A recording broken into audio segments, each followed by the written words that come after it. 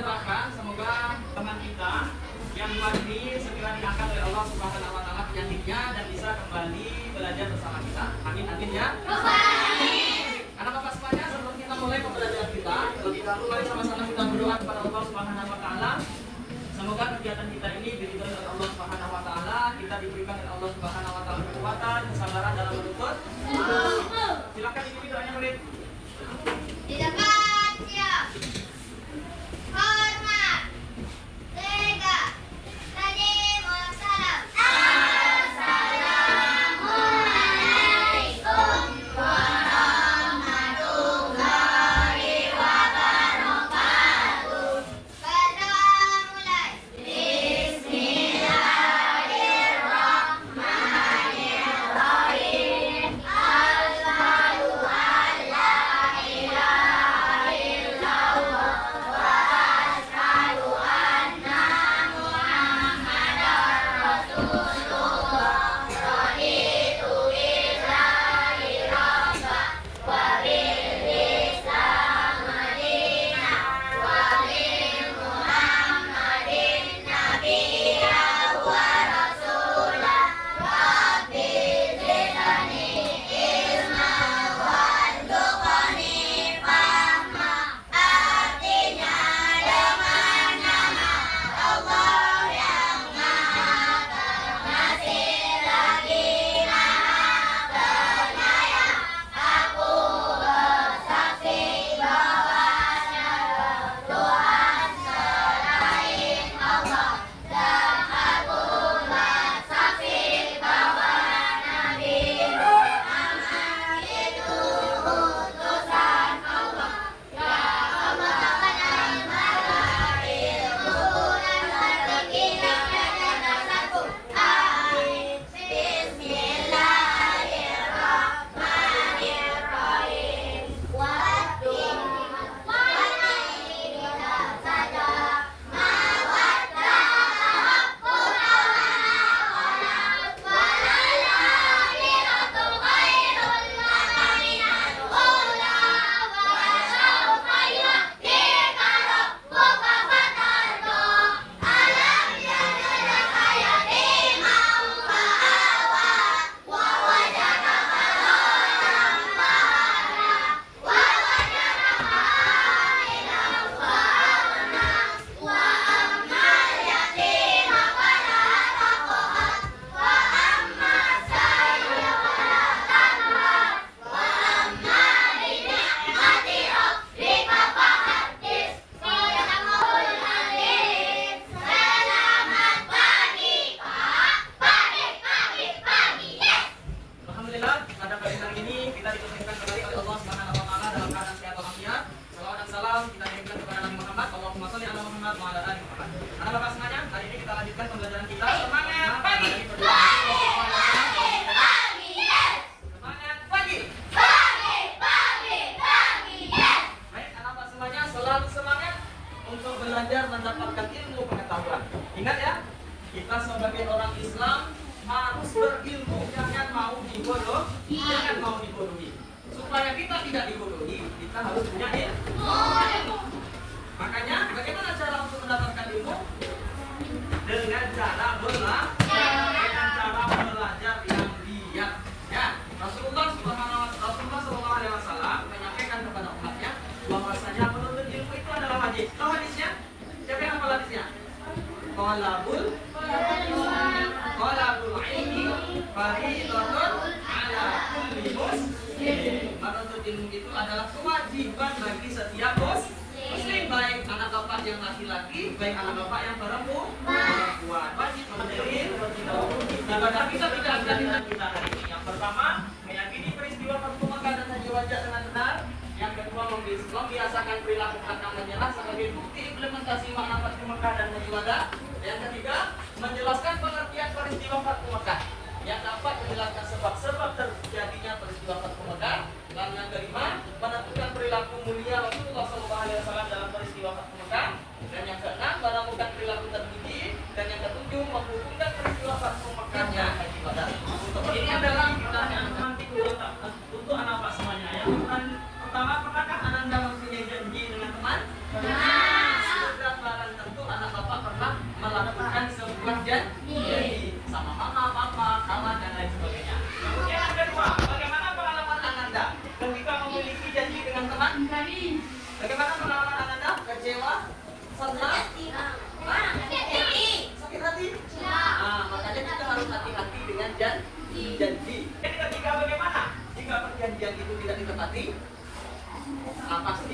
kita tidak senang.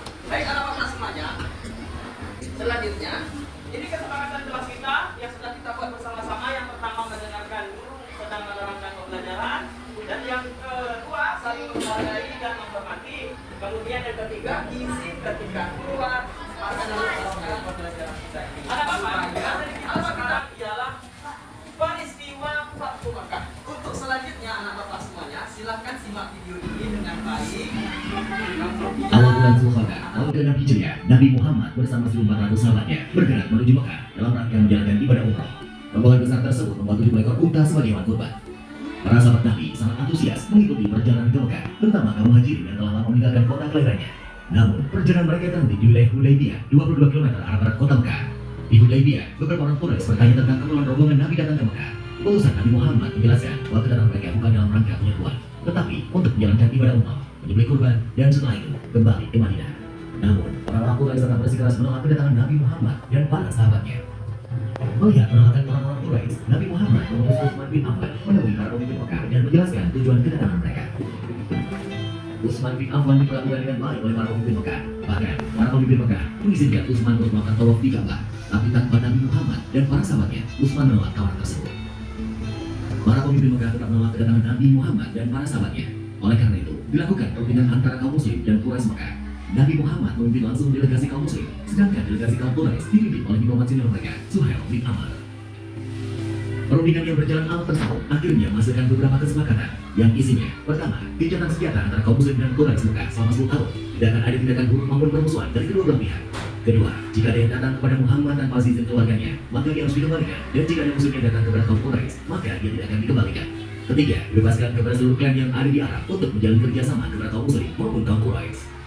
Keempat, pada tahun tersebut, rombongan kaum muslim belum diperbolehkan memasuki Mekah. Pada tahun berikutnya, kaum muslim baru diizinkan masuk Mekah selama 3 hari dan hanya boleh bersenjatakan pedang tanpa diurus. Kelima, perjanjian antara kaum muslim dan Quraisy Mekah didasari ketulusan dan kesediaan untuk melaksanakannya tanpa penipuan dan penyelewengan. Kesepakatan yang dikenal sebagai perjanjian Hudaybiyah tersebut dibuat rangkap 2, masing-masing untuk kaum muslim dan kaum Quraisy Mekah. Isi perjanjian yang dianggap merugikan pihak muslim itu membuat para sahabat keberatan. Namun, Nabi Muhammad berhasil meyakinkan para sahabatnya bahwa perjanjian tersebut sebenarnya sangat menguntungkan kaum muslimin. Setelah sekitar 20 hari berada di Hudaybiyah, Nabi Muhammad dan para sahabatnya kembali ke Madinah. Dalam perkembangannya, seperti yang tercantum dalam isi perjanjian, dua suku yang saling berperang, yaitu suku Khuza'ah dan suku Bakr, menjatuhkan pilihan mereka. Suku Khuza'ah bergabung ke kaum muslim, sedangkan suku Bakr bergabung ke Quraisy. Mengikuti isi perjanjian Hudaybiyah, suku Khuza'ah dan suku Bakr juga melakukan gencatan senjata. Meskipun sepintas perjanjian Hudaybiyah merugikan kaum muslim, namun secara diplomasi, Nabi Muhammad meraih kemenangan politik melalui perjanjian tersebut. Kaum muslim diakui eksistensinya, dan Islam diakui sebagai agama resmi di Jazirah Arab. Selain itu, kaum Quraisy Mekah juga mengakui Madinah sebagai sebuah negara. Perjanjian Hudaybiyah ternyata tidak berjalan sebagaimana mestinya. Ketika pihak Quraisy melakukan pelanggaran, suku Bakr melakukan penyergapan terhadap suku Khuza'ah di sebuah oasis. Penyergapan tersebut dibantu oleh Quraisy Mekah. Pelanggaran perjanjian Hudaybiyah membuat Nabi Muhammad dan para sahabatnya mengambil keputusan penting menyerbu Mekah. Sedangkan di Mekah, para pemimpin Quraisy yang menyadari pihaknya telah melakukan pelanggaran mengirim Abu Sufyan ke Madinah untuk melakukan diplomasi. Di Madinah, Abu Sufyan menemui Nabi Muhammad dan memberikan penjelasan panjang lebar. Namun, Nabi Muhammad tidak menyerahkan Abu Sufyan. Selain bertemu Nabi Muhammad, Abu Sufyan sempat menemui Abu Bakar, Umar bin Khattab, dan Ali bin Abi Thalib. Namun, tetap saja Abu Sufyan gagal menemukan jalan keluar. Itu tak putus asa, Abu Sufyan kembali ke Mekah. Setelah bertahun-tahun, jumlah pengikut Nabi Muhammad semakin besar. Kali ini, 10.000 pasukan muslim dengan persenjataan lengkap telah bersiap menuju Mekah. Para panjang 10.000 pasukan muslim memulai perjalanan ke Mekah. Kali ini, pasukan muslim akan melaksanakan misi yang sangat menentukan, yaitu Fathu Mekah atau membebaskan kota Mekah dari tangan kaum Quraisy. Para pemimpin Mekah sama sekali tidak menduga kekuatan pasukan Nabi Muhammad. Nabi Muhammad membagi ke pasukannya melalui jalan yang berbeda, sehingga musuh tidak bisa memperkirakan dengan tepat jumlah pasukan muslim. Ketika pasukan muslim memasuki Mekah, kaum Quraisy hanya bisa pasrah karena tidak mungkin melawan kekuatan sebesar itu. Abu Sufyan dan para pemimpin Mekah lainnya menyerah kepada Nabi Muhammad. Setelah menguasai Mekah tanpa pertumpahan darah, Nabi Muhammad mengambil keputusan yang tidak terduga dan tidak sesuai dengan tradisi bangsa Arab. Nabi Muhammad memerintahkan para pemimpin pasukannya mengucapkan Al-Yawm, Yaum Al-Marhamah, yang artinya adalah hari ini hari kasih sayang.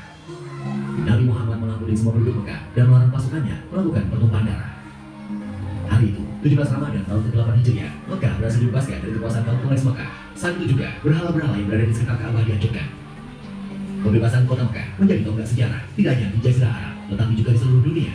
Nabi Muhammad tampil sebagai pemimpin yang memberikan contoh bagaimana sebuah menaklukkan pusat kekuasaan musuh tanpa pertumpahan darah, sekaligus tanpa pembalasan dendam. Dalam tradisi Arab, pihak yang kalah akan menunggu giliran untuk dieksekusi. Namun, Nabi Muhammad menghapus tradisi tersebut. Pihak yang kalah telah diampuni. Setelah Ka'bah dibersihkan dari berbagai jenis berhala, Bilal pun diperintahkan Nabi untuk memandangkan azan. Kelompok sudah kita tentukan dan sudah duduk rapi. Sekarang Bapak semuanya, proyek pembelajaran kita membuat clickbait. Ya.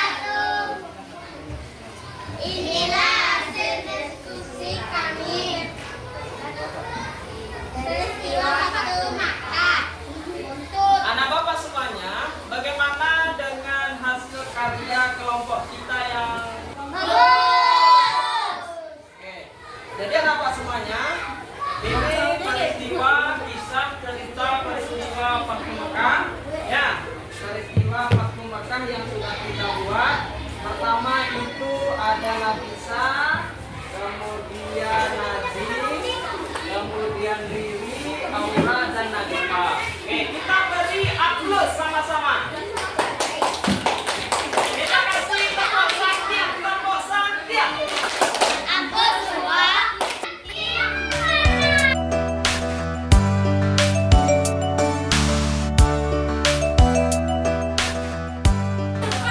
Anak-anak semuanya, ini kelompok 2 akan mempresentasikan hasilnya. Silakan. Assalamualaikum warahmatullahi wabarakatuh. Waalaikumsalam warahmatullahi wabarakatuh. Waalaikumsalam.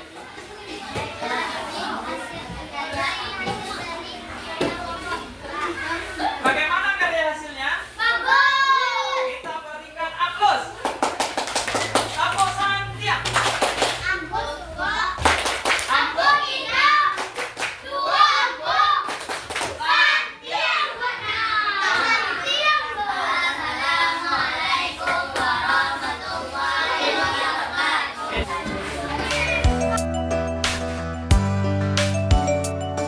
Sebagai hasil diskusinya,